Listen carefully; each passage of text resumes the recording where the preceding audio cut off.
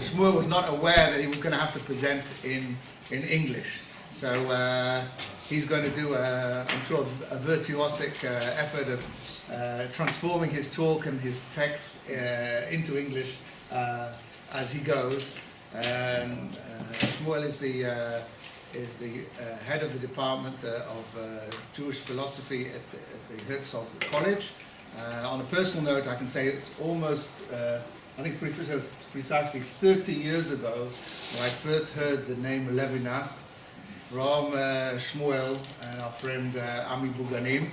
And so I can attest that most of us, speak for myself, rode the wave of Levinas when he came into style, and whereas Shmuel is one of the pioneers bringing Levinas's thought to an Israeli audience in particular, to bring his thought to the field of Jewish education.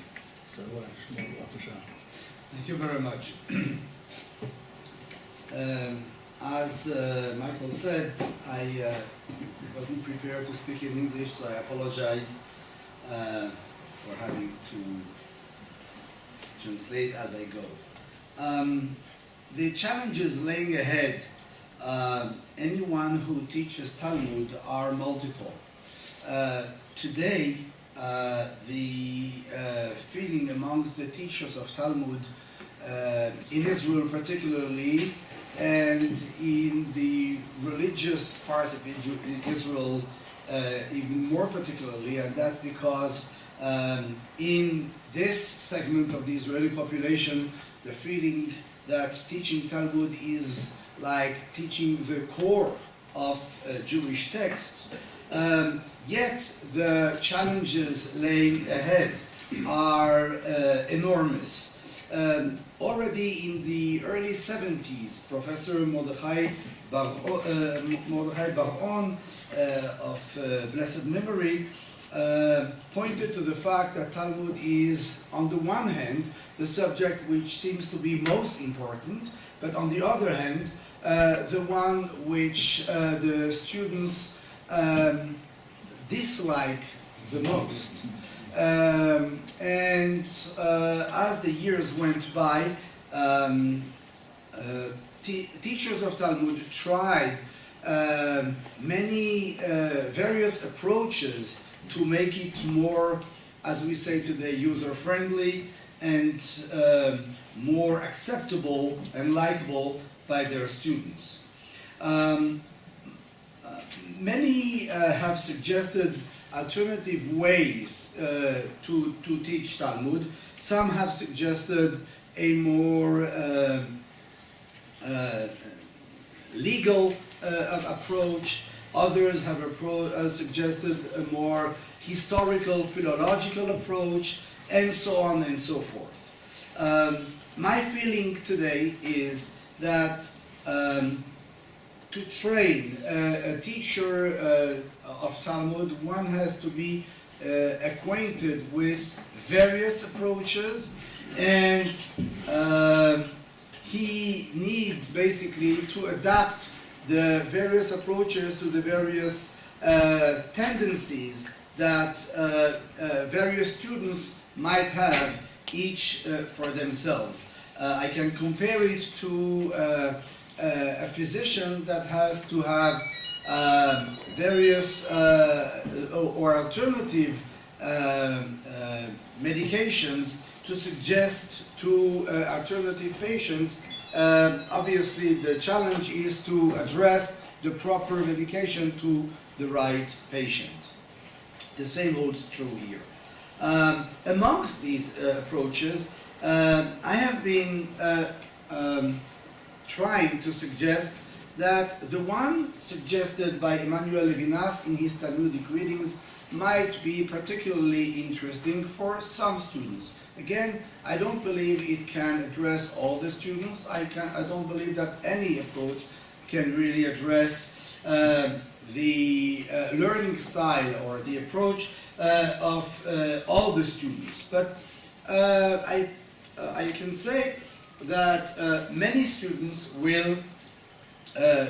might be interested by the approach that Levinas demonstrates, and that's an approach that I will call the phenomenological approach.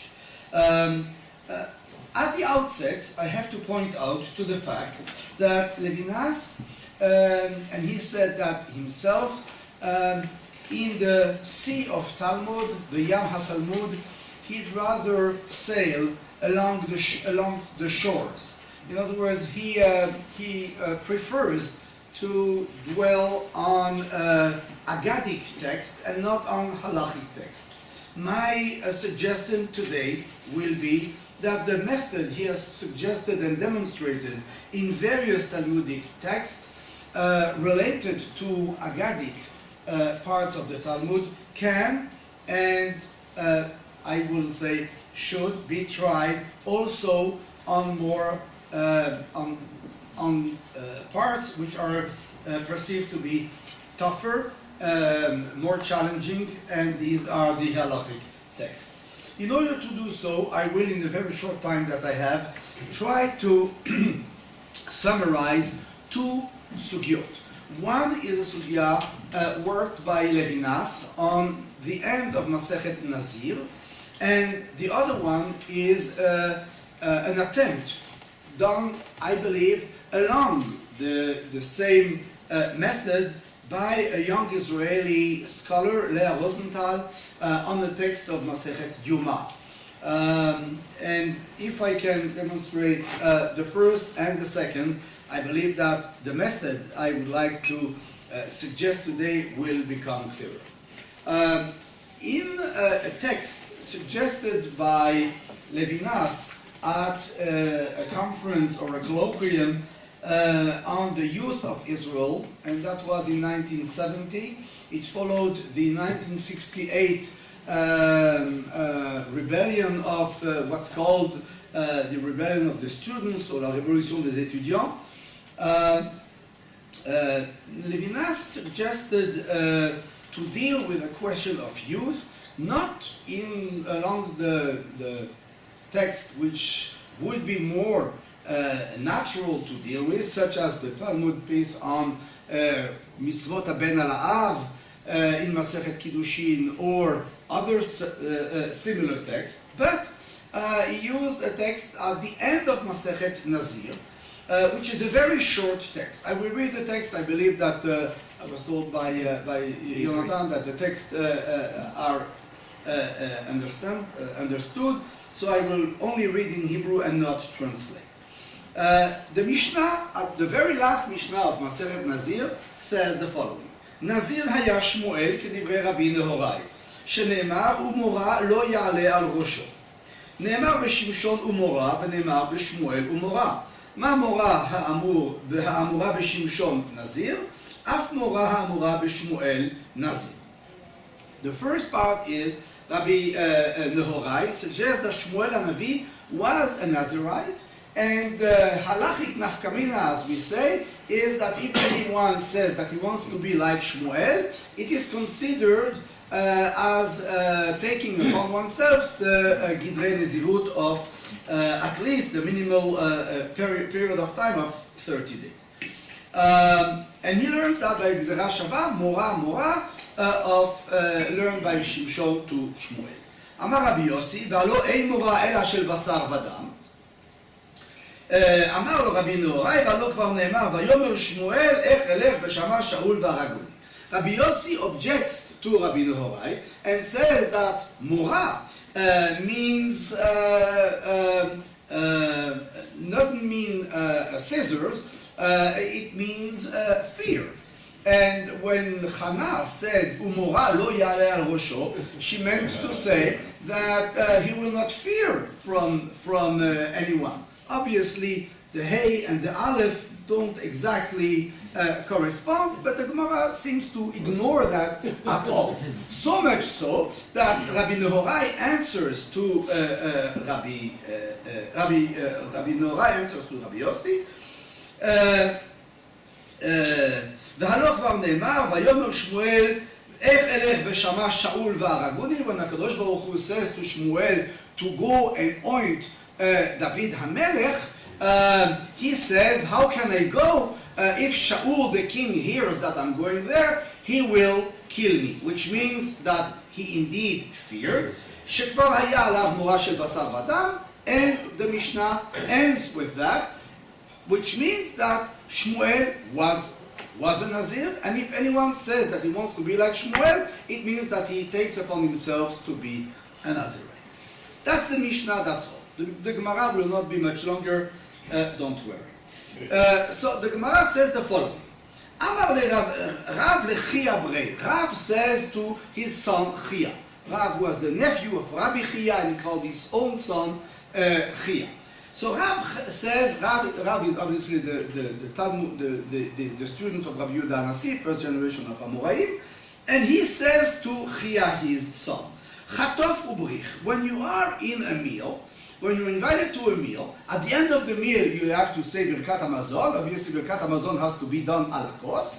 Then don't wait that the Balabait will tell you, please be the one who will bench, but just grab the kos shel yain and be the one who makes the bracha, against all basic politeness and minimal behavior. וכן אמר לרב הונא לרבא ברי, the same holds true for Rav Huna, who much later says to his own son Rabba, Chatof ubrich. That's the same thing. Grab the kos bracha and be the one who makes the blessing. Lemeimra, says the Gemara, which that probably means the mevarech adif, that the one who makes the bracha is more important than the one who answers Amen. V'hatanya, we have a braita that says, Rabbi Yossi Omer, Gadol ha'oneh Amen yoter min ha'mevarech. The one who answers Amen is more important than the one who makes the bracha. V'amar lo Rabbi Nehorai, and Rabbi Nehorai, our same Rabbi Nehorai, says, Hashamayim, which in current Hebrew means Ya Allah. Kachu, that's indeed so. שהרי גוליירים מתגרים במלחמה וגיבורים נוצרים. You know that the simple soldiers start with the fight, but giborim, which means the officers, the big officers, they come at the end and they get all the honor. Which means that the one who starts, i.e. the one who makes the bracha, is compared to the simple soldier, and the officers who come at the end and say Amen are compared to that one who says Amen, and he gets all the honor. So the Gemara says, Tanaihi, it's a discussion among the Tanaim. Echad mevarech v'echad ha'oneh Amen b'mashma. The one who say the bracha and the one who answers Amen are equal. Ela shemamarim levarech tchilat, there might be a plus to the one who is zariz and starts the bracha. And the Gemara ends with Amar Rabbi Elazar, Amar Rabbi Chanina, Talmidei Chachamim Marbim Shalom Ba'olam, Shenemar B'chol Banaych Yigudei Hashem V'Rav Shalom Banaych. Everyone knows that this is a very humorous passage of the so the question, obviously, the questions are multiple here. First of all, what is the connection between all this and the youth? Second question, what is the connection at all between the Mishnah and the Gemara? The Mishnah speaks about Nazir, whether Shmuel was or was not a Nazir. The Gemara speaks about brachot. That Gemara could have been, and maybe should have been, in Masechet Brachot. What does it do here? What's the connection between it? In order to answer to that, Levinas does the following. First of all, he makes a phenomenological analysis of what is a Nazir. There are three Isurim on Nazir.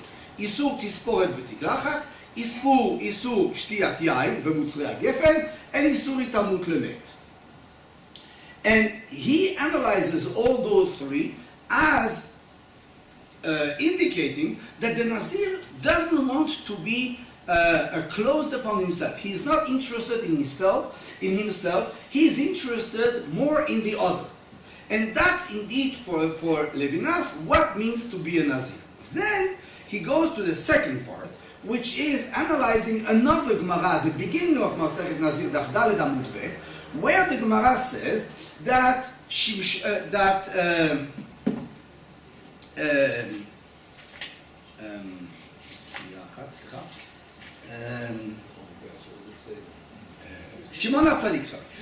HaTzadik said that he never used to participate to the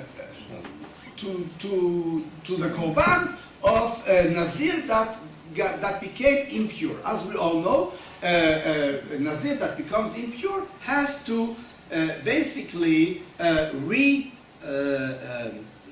restart all his commitment from the beginning. And Shimon HaTzadik said that he never participated to that. Why? And the answer of Levinas is that basically most of the Nazirim are not Nazirim LaHashem, they are Nazir to themselves. In other words, when are they inclined to take upon themselves a neder of Nazirut? Only when they feel that they have sinned. In other words, says Levinas, a Nazir, there are two kinds of Nazirim. One which is a Nazir to himself, and one which is a Nazir to Hashem. And those are really very rare. In other words, to be a Nazir means to be oriented indeed totally towards the other and not towards yourself. That, for Levinas, explains the relationship between the Mishnah and the Gemara. Why? Because, and he bases himself on the explanation of the Maharsha, and he says the following. In order to make a bracha, what is a bracha? A bracha means the ability to eat and to be satisfied. Bracharta, v'savarta, uverachta. For us, says Levinas, to bench, to eat, look how many food we have. But he says that's something which only characterizes our world. We should realize that to eat might be the greatest miracle of all. And if I can eat, if I can be satisfied, maybe I should feel responsible for those who don't have enough to eat. Maybe that means to be a real Nazir. To be a real Nazir means not only to take upon myself a commitment of all those three Isurim, but the content of those three Isurim is really the commitment towards the other, towards the one who is the weaker in the society. So maybe that's what we should do. Maybe this explains the relationship between the Mishnah and the Gemara, and he goes on and explains that relationship towards all the various aspects of that sugya.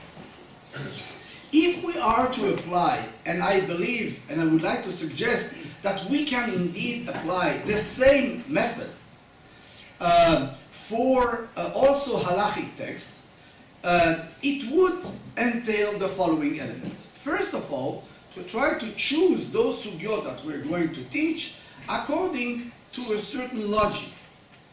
B, it would mean that we should try to analyze the various aspects from the most detailed significance of each part of it. That's what I call the phenomenological analysis that indeed Levinas is doing, both in terms of the Isurim of the Nazir and also the Sugya of Shimon HaTzadik and the fact why he refused to participate to Asham Nazir Shelitma. And on the basis of that, trying to see what is the relationship between what the Sugya says and the significance for us today, or in our case, for the student today.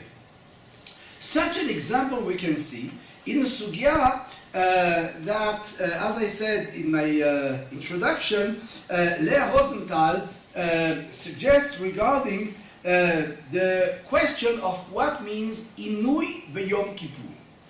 We know that the Torah says on several occasions תענו את נפשותיכם, ועיניתם את נפשותיכם, כל נפש אשר לא תעונה בעצם היום הזה ונכרתה מעמיה, ועיניתם את נפשותיכם, on 5 occasions, the Torah says, 6 occasions the Torah says, uses the term ve'initem. What does that mean, ve'initem? You should suffer. So the Mishnah on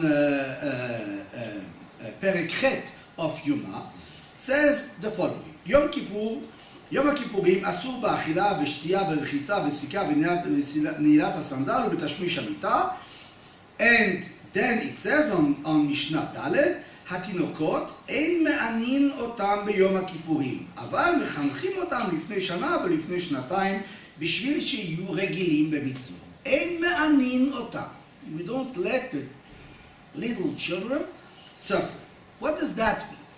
On that the Gemara says, I quote, it's the Gemara on Yuma Ayin Daled Amud Bet. Gemara says, Tanu Rabbanan, תענו את נפשותיכם. יכול ישב בחמה או בצינה כדי שיצטער? Would that mean that in Yom Kippur we are supposed to sit, to be in a place which is particularly hot or particularly cold, to be uncomfortable and thus to suffer?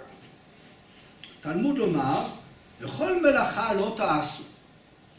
Since next to the topic of inui, we have also on several occasions the fact that the Torah says v'chol melacha lo ta'asu. Ma melacha shev ve'al ta'aseh, af inui nefesh shev ve'al ta'aseh. Just as melacha doesn't imply to do something active, but it's rather a passive attitude, by the same token, also inui means something which is passive. Ve'ema, the Gemara goes on and says, and maybe shall I say, heicha deyativ b'shimsha v'chamle, l'mayim leikum tuv betula, yativ betula v'karir le, l'meima leikum tuv b'shimsha. Maybe if somebody is already in a place, by chance, is already in a place where it's particularly hot or particularly cold, maybe we shouldn't allow him to change to be more comfortable.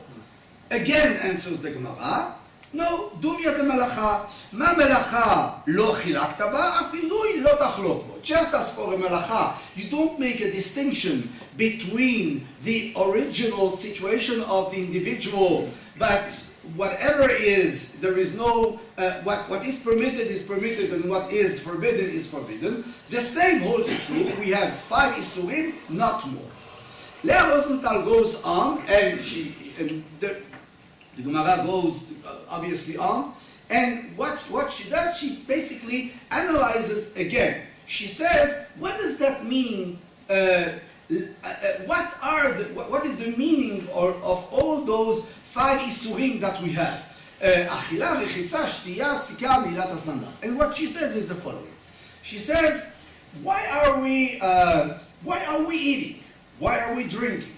We're eating and drinking because obviously, in order to sustain ourselves, we need that bottle of water. We need this little piece of bread. Otherwise, with all our feeling that the world is ours, we will not sustain. If we don't have water, if we don't have a little bread, we won't be able to sustain. Why are we doing rechitza? Why are we washing ourselves? Because if we are not, obviously we will have a very unpleasant smell coming off ourselves. In other words, we deem that we are very strong and we are very powerful. But once a year, we should basically remind ourselves of our vulnerability. The same holds true for Neilat Sandal. Why are we wearing sandal? Because it enables us to go and conquer the world. But if we would be missing that, we wouldn't be able to go around for a very long time. Why are we doing Tashmish Hamitah? We're doing Tashmish Hamitah because we want to have some continuity after we will not be anymore. We have this feeling that we are here, but we would like to, we want to have the feeling that there is something that continues, that will prevail after we are not here. Once a year, says Leon Rosenthal, maybe Yom Kippur is this day where we have to remind ourselves of what we are really, how vulnerable we are. And only then we can start the whole process which is included in Yom Kippur. Only if we come to realize what we are, we can come and start this process. And she says that this is indeed what we call Inui Nefesh. If I would have more time, and I understand that my time is over, I would go and show how she does it, and shows that basically Achila v'Shtiya is the most characteristic of all those 5 Inuhi. Just to summarize, I will say that the method, okay, the same method suggested by Levinas in his Talmudic readings is, to my opinion, wonderfully exemplified as it is applied in a halachic sugya. And I think that for many students, such an approach can be very meaningful in their study of Talmud. I will say that obviously such an approach requires an enormous amount of preparation, and I don't believe that it should be done, as I said, all along. It shouldn't replace the regular limud of learning how to decipher the text of the Talmud. But here and there, I think that such an approach can be extremely beneficial as we want to make this kind of text much more approachable and much more likable by nowadays students. Thank you.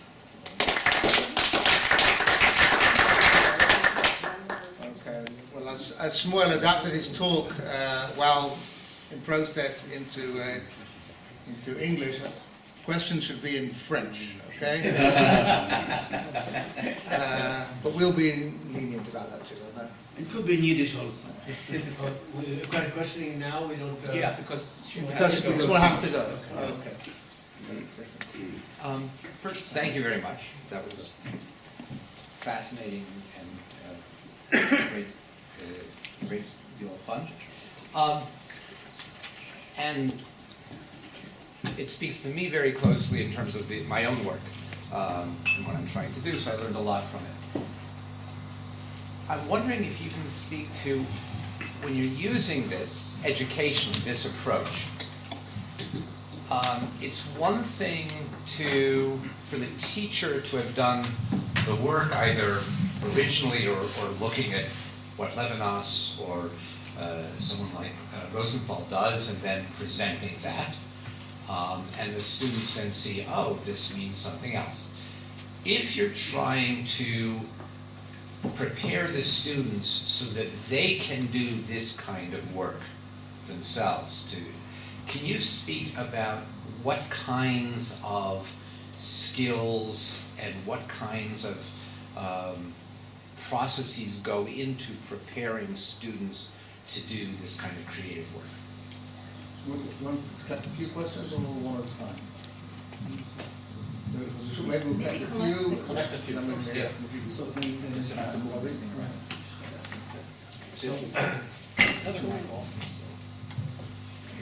Here it is, it's very long, it's good.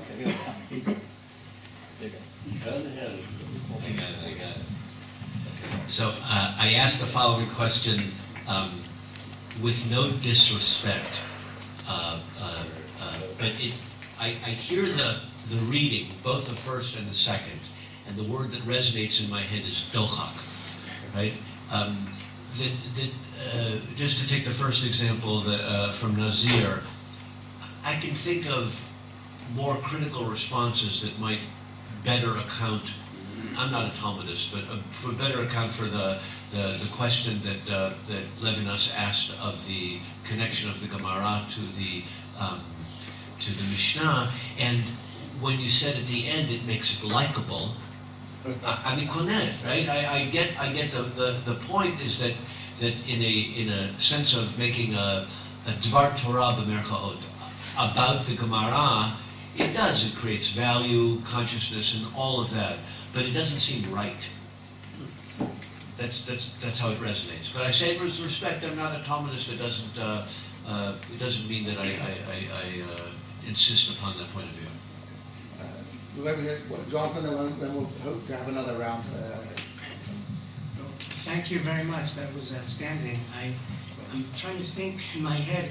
On the one hand, isn't it Vygoda drush? Right? Meaning exactly what my colleague said more strongly. Right? The dochak.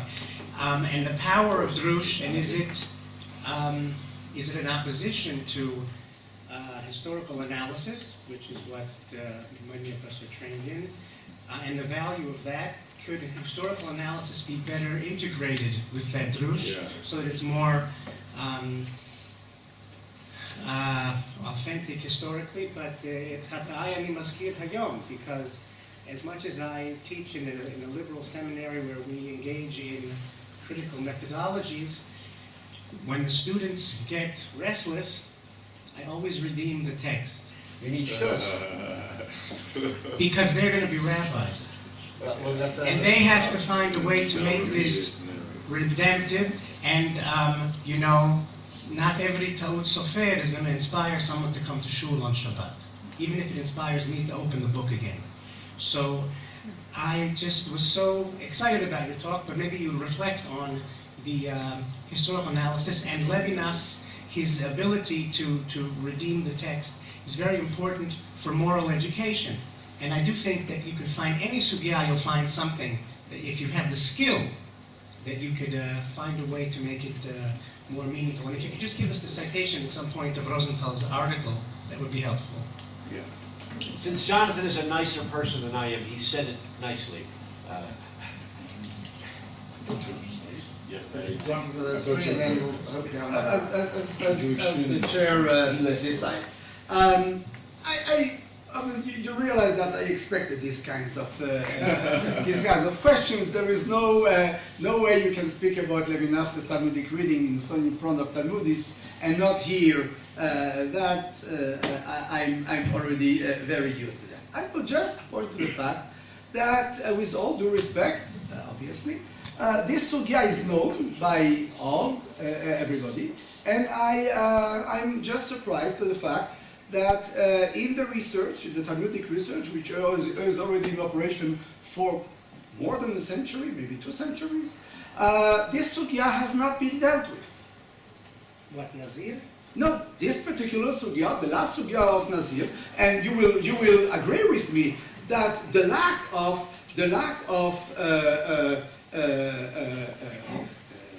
relationship between the Mishnah and the Gemara, besides the fact that in both you have Rabbi Yossi and Rabbi Norai, but I respect it, but you won't find it.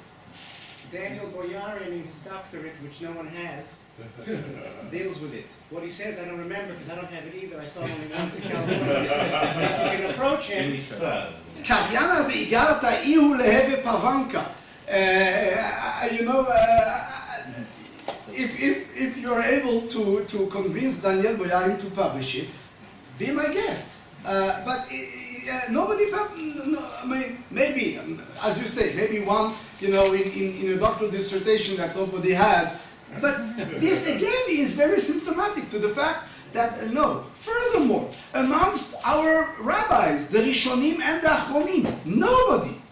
There is one article which I found, okay, by Rav Tchursh of Tel Aviv in the early 50s. He writes about this. And the Maharsha basically suggests basically what the basis of Levinas's explanation is basically found in the Marsha. But besides those two, nobody, not Rashi, not Baalei Tosafot, no one deals with that, which makes what you say to be doesn't seem to be right. I would like to know where is something which is more right. When I say likable, this is only to attribute to my poor English, and I apologize. But what I meant is, I meant that it's something which makes a sugya, which otherwise would be not interesting, it can make it very, very interesting. Furthermore, I said, I do not suggest to take this approach along the road. I don't think it's right. I think that here and there, it's something which should be used, just as I believe that when we study Torah, we can sometimes study also a midrash, which is, and I'm the one in my doctoral dissertation, I have to characterize Levinas's Talmudic reading as a philosophical midrash. I think it is a kind of philosophical midrash, absolutely. Okay, but I think that a midrash can be used in the right dosage here and there. To your question, I will say that such an approach to me should be more characteristic. I suggest this more for teachers, for people who have already an experience.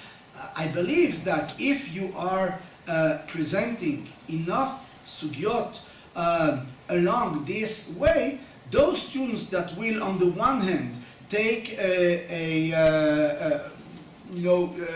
so to speak, dive in the sea of Talmud, and on the other hand, will also acquaint themselves with general culture, they will be able to see such links, such relationships, and they might, in turn, be able to take a similar approach. But it's very challenging. Maybe we have time for a couple of quick questions, Sure. quick responses. Those who are worried about being rude, in as much as Levinas is ever rude, he's fairly rude about Talmud professors.